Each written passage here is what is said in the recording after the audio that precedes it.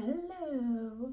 So, I'm here to review some certain Korean cushion that I have been using, and I just kind of thought about it because I was finding a good perfecting cushion for me that fits me, but I'm having a hard time to find a review on this cushion. So I was thinking that maybe it's a good time to try one of this and see if it will work on me or not. So I bought some certain cushions that I'm using right now. They're all for Korean brand. So this is my bare face right now. So as you can see, I have a little ring light behind my camera. So there's 3 cushions that I'm very interested in. Yeah, unfortunately there's not a lot of review about this, so I'm just gonna see how it goes. We'll do one cushion at a time. So today we're gonna go to church, so we're gonna get ready. So first things I am gonna use is the Suwasu brand, this one right here, and this one has a number 23, and it's a perfecting cushion Suwasu, and this is the box that I got. Again, that's number 23. Actually there's one like this na pink, kasi ito is natural beige, and I've been using 23 sa cushion pag Korean brand, and so far it matches me. So eto, this time I didn't try it, I just get it and then see if it works. So yeah, so this is really good kasi number 1 sa akin is as long as meron siyang SPF 50, it's very good for me. Earlier today my daughter was asking me like, why do you need to wear sunscreen all the time kahit na indoor naman yung pupuntahan natin? So I did tell her that the more that you go out, or even the fluorescent light has UV rays on it, so it's very important for us to always wear sunscreens. And nga pala, hindi ako endorser or whatever, pero this is my favorite. Pag umuwi ako ng Pilipinas, talagang akong bibili nito, itong Belo Suns Expert Tinted Sunscreen, kasi it blends well, kasi nga wala siyang shade, dahil one color fit all. So ito yung kong ginagamit, so everyday use. Kasi itong mga cushion for me kasi ang sabi is yung coverage niya is ayoko kasi ng masyadong coverage kasi papasok naman sa work, but kailangan ko ng coverage, and basta gusto ko lang ng protection and para lang matago yung mga blemishes. Ayan, so kung makikita ninyo, medyo may mga dark spot na ako dito kasi nag-wear ako ng mask sa work.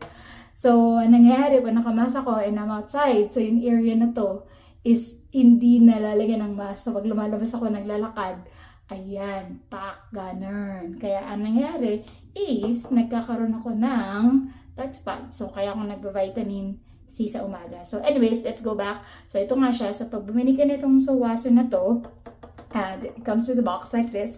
And then, ang maganda kasi pag mga Korean brand talaga, laging may free extra refill. Yun talaga yung back na back talaga na lagi may extra refill. So, yan yung isang brand na ngayon na ito try natin. And then, this is also one of my favorite even before. Actually, kahit nung nagpalit sila dati ng what they call this, ng kulay, ng shape, kasi dati bilog lahat ng mga cushion, is yung Laneige. Ito, hindi ko alam kung tama ba yung pagkakasabi ko. Ngayon, ang tawag nila is Laneige Neo Cushion Glow SPF 45 naman siya, and then 23 again ang kinuha ko kasi nga again ito na talaga yung kulay ko pagdating sa mga Korean cushion. Now, ito talaga yung wala talaga ako masyadong nakitang review, and parang yung mga review pa is parang mga promotional. So ito naman yung sobrang bago nila. Ano no kung bago nga ba talaga to or hindi lang ako updated. So anyways, Laneige din ng brand ng ating produkto today, pero para rin siyang ganito. Pero ang kagitan kasi nito, kaya ako naging interested, is because matcha and dewy at the same time. Tapos nakalagay pa 24 hours siya. So parang interesting. Kasi itong mga binibili ko, itong mga to, madalas is mostly dewy siya. hindi ako masyadong onto matte. I don't know, for some reason, hindi ako masyadong into sa mga matte na mga cushion. Hindi ko alam, bet. Gusto ko na yung nag-glow na para akong parang twinkle twinkle little star lang ang bet na mukha mo, di ba? Ang ganun lang. So, ito yung kilalas ko kasi super interested ako dito na combination ng matte, dewy, and you're gonna be mealy. So, yung sabi. So, sisimulan na natin. So, naglagay na ako ng what you call this, ng moisturizer. Maglalagay na ako ng sunblock kasi kahit na may SPF yan, naglalagay pa rin ako ng sunblock. I don't know kung tama ba yun or not, pero basta, sunblock is life for me talaga. Yung talagang alam ko na dapat talaga nagsa-sunblock ka all the time kahit hindi ka lalabas ng bahay kasi dito ay napakainit. Well, technically kahit nasang panig ka ng mundo mainit. Kaya better talaga to protect your skin all the time para lang, para safe.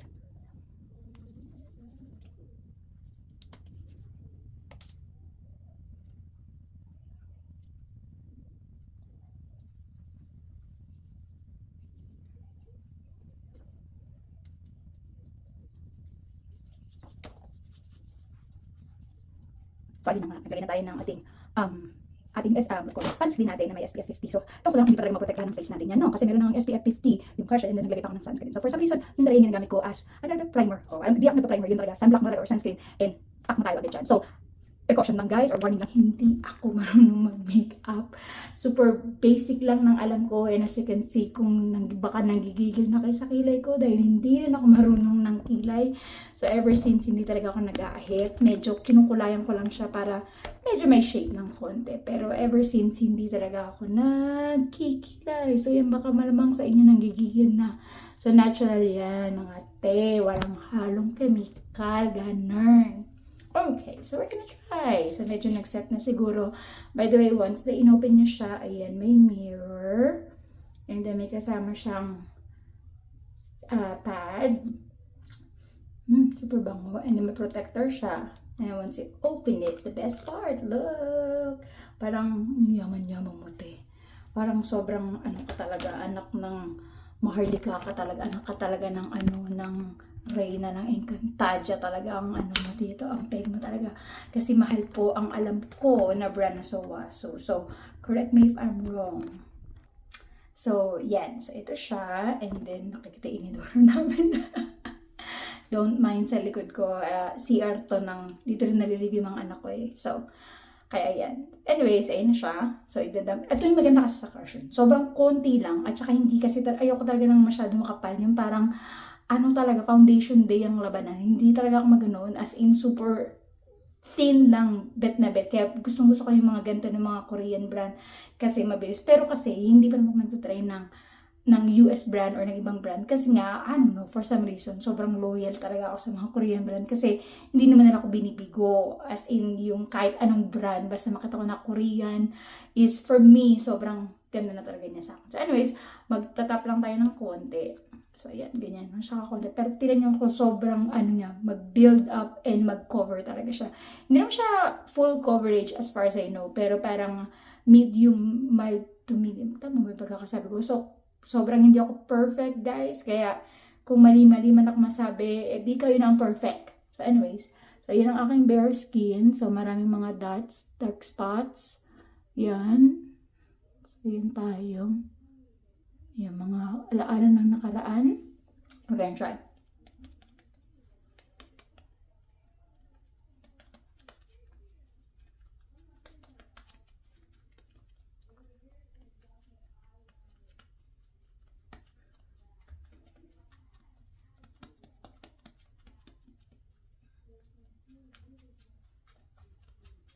Yan. O, diba? Nag-transform si bakla.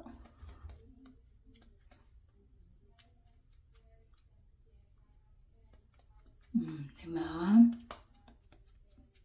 Tak lang. Hindi masyado siyang cover na cover. Pero, tanggal naman yun. Nagawa naman niya yung, yung black spots ko. Hindi na masyadong kita. Nandoon pa rin, pero hindi na siya sobrang pansin na pansin. So, gano'n din tayo sa next, syempre. Mahirap naman tayo na para tayong, diba, floating head lang. Mukha mo lang maputi. So, hindi maaari. By the way, this is my first time na mag-review. So, please don't be too harsh on me. Or I'll be too harsh on you too. Anyways. So, yan. Ayan na siya. So, I think, naman siya, even naman. Diba ang ganda talaga ng sponge na to kasi nai-even out niya talaga yung product.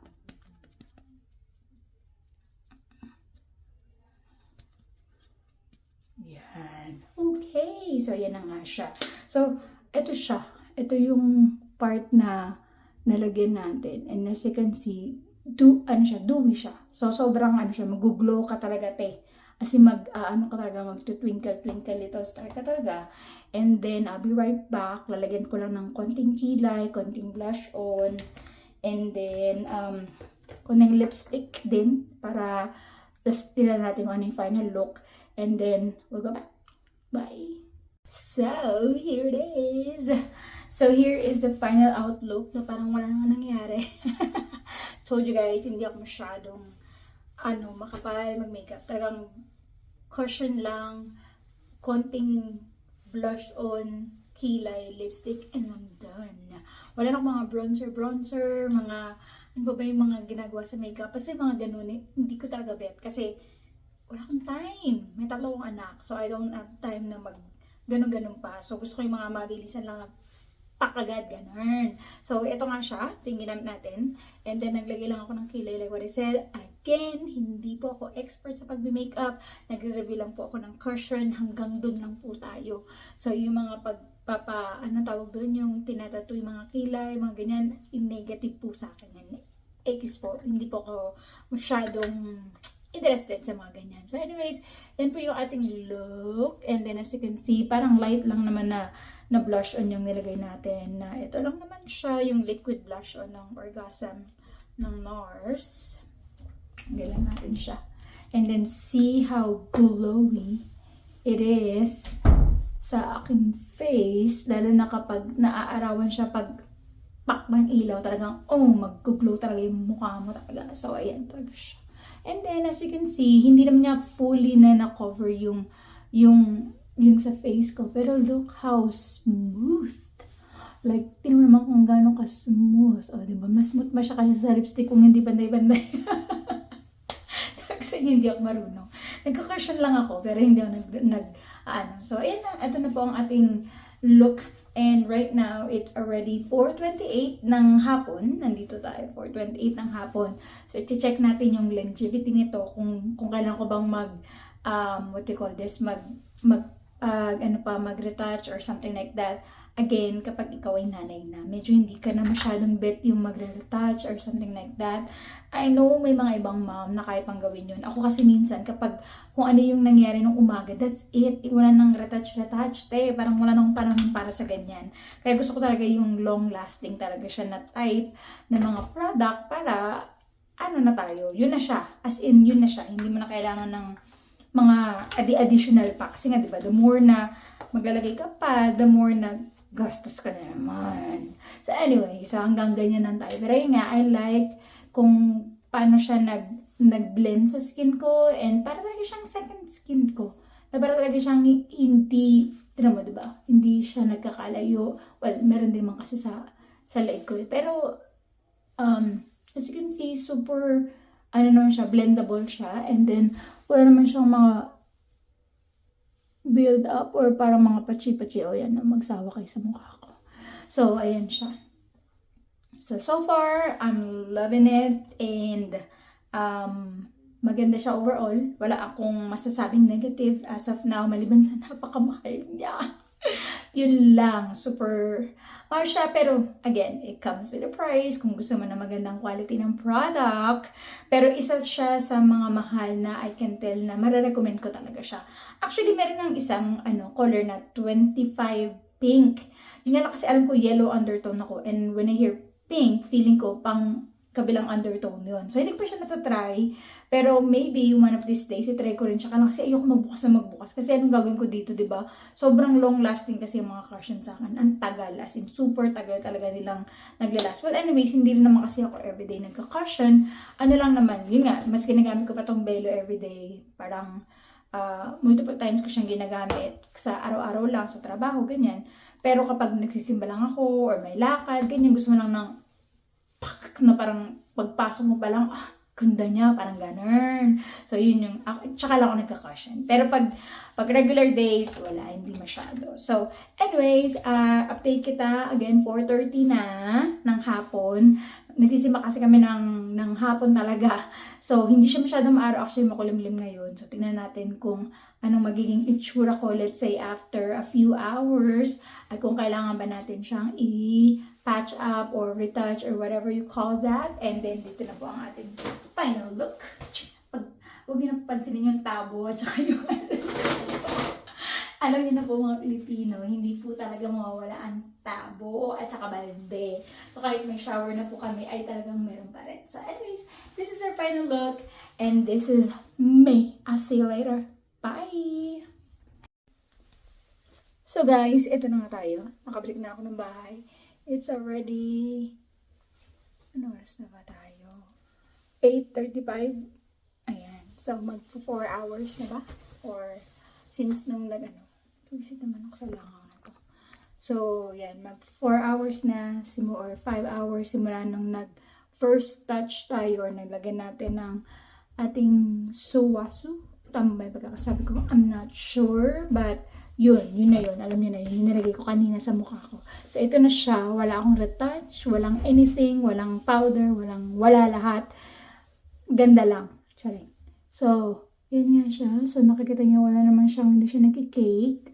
Tapos, may mga wrinkles tayo, crow feet na tinatawag. And talagang kapit na kapit talaga siya. And as you can see, ayan, tayo, glowing pa din at saka dewy pa din siya all the way at the end. Plakada pa din. Ayan, so close up tayo. Ayan, naka-ring light din naman tayo. So, kaya nagsashine siya ng mas bongga. Pero, wala naman ako nakikitang negative. Medyo kailangan na ng retouch.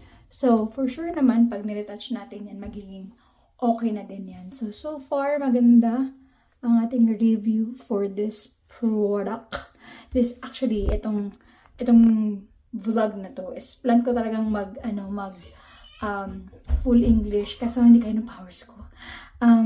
Hanggang limitado lang talaga ang ating pag-TOEFL or NCLEX hanggang lang talaga tayo, hanggang umpisa lang. So, hindi talaga kakayanin. Tinry ko, but I did my best. But my best wasn't good enough. So, ayun na nga. So, anyways, yan, bumalik lang tayo. Binalikan lang natin ang kung anong itsura niya after and so far. Ano sa tingin ninyo? Like what I said, wala akong retouch, wala tayong anything na dinagdag, walang powder, wala lahat. Sabi ko nga sa inyo, ganda lang ang mayroon tayo sa ngayong araw na to. Sa isa leeg, yan. So, walang build up, walang cakiness, wala. So, feeling ko pag niretouch ko ito, pag dinagdagan ko siya, mawawala na yung Pero ang galing talaga niya, as in, although kasi 4 hours lang. So, siguro mas matitest natin siya kasi sabi niya, 24-hour coverage. So, feeling ko kapag medyo baka mas longer siya, kaya lang hindi ko na kaya na matulog ako na naka-mock up, mga bakla. Sa mga momshies, eto lang tayo hanggang 4 hours nang ang kaya kong ibigay sa inyo. And so far, super 5-star review sa akin ng Suwasu brand. And susunod naman natin is yung ating Laneige. Pero wala ako ng isa na matte. Meron lang ako yung dewy. Pero sa susunod na video na lang natin, kasi hindi natin kakayanin sa isang video. Pero so far, 5 out of 5 tayo dito sa brand na ito. And Suwasu, what are you waiting for? Padala na kayo ng product for me to try. So, bye!